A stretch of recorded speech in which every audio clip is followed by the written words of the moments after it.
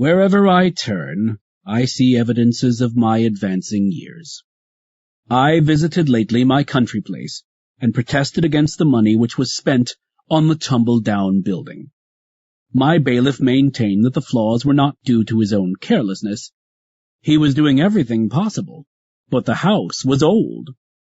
And this was the house which grew under my own hands. What has the future in store for me, if stones of my own age are already crumbling? I was angry, and I embraced the first opportunity to vent my spleen in the bailiff's presence. "It is clear," I cried, "that these plane trees are neglected. They have no leaves.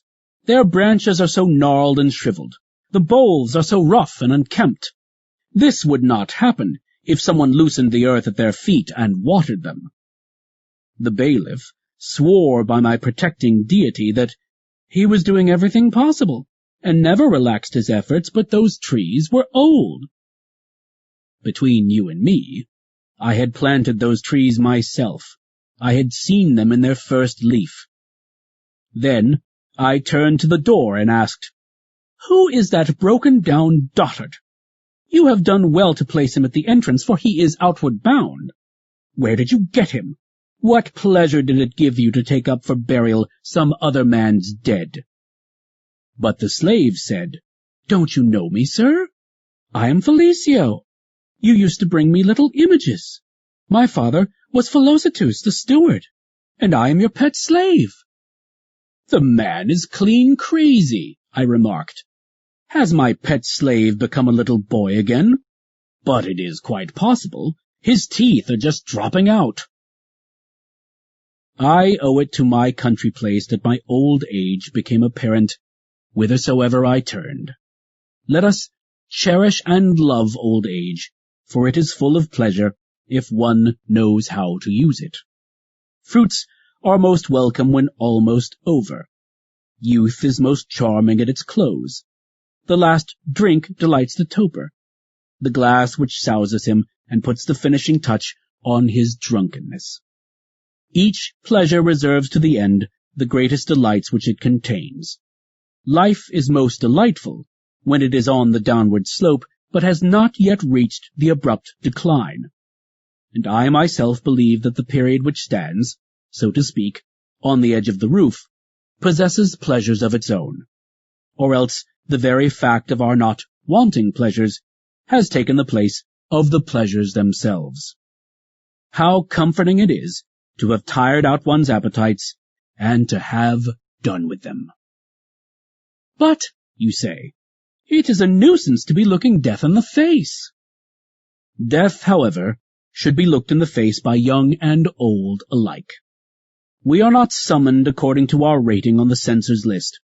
Moreover, no one is so old that it would be improper for him to hope for another day of existence. And one day, mind you, is a stage on life's journey. Our span of life is divided into parts. It consists of large circles enclosing smaller. One circle embraces and bounds the rest. It reaches from birth to the last day of existence. The next circle limits the period of our young manhood. The third confines all of childhood in its circumference. Again there is, in a class by itself, the year. It contains within itself all the divisions of time, by the multiplication of which we get the total of life. The month is bounded by a narrower ring. The smallest circle of all is the day, but even a day has its beginning and its ending, its sunrise and its sunset. Hence, Heraclitus, whose obscure style gave him his surname, remarked, "One day is equal to every day." Different persons have interpreted the saying in different ways. Some hold that days are equal in number of hours, and this is true, for if by day we mean 24 hours' time, all days must be equal, inasmuch as the night acquires what the day loses. But others maintain that one day is equal to all days through resemblance, because the very longest space of time possesses no element which cannot be found in a single day, namely light and darkness.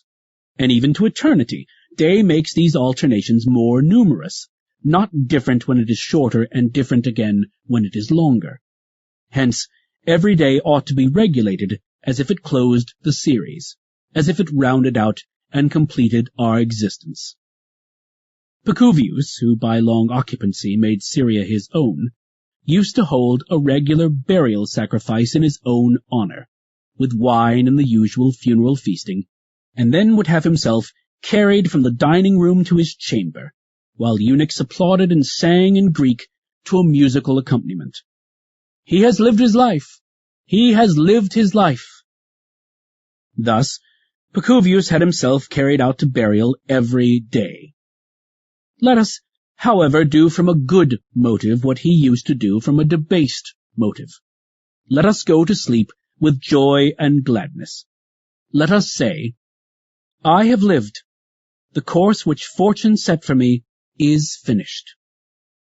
And, if God is pleased to add another day, we should welcome it with glad hearts. That man is happiest and is secure in his own possession of himself, who can await the morrow without apprehension.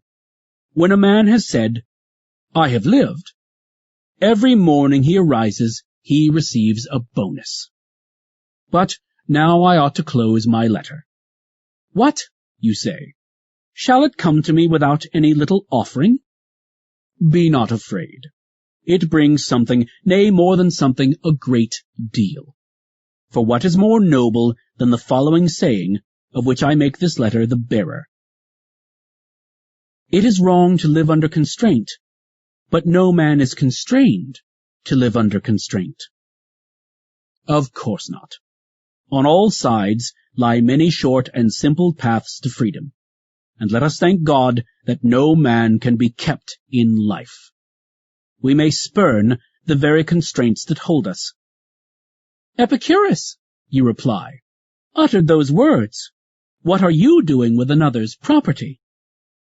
Any truth, I maintain, is my own property, and I shall continue to heap quotations from Epicurus upon you, so that all persons who swear by the words of another, and put a value upon the speaker, and not upon the things spoken, may understand that the best ideas are common property. Farewell.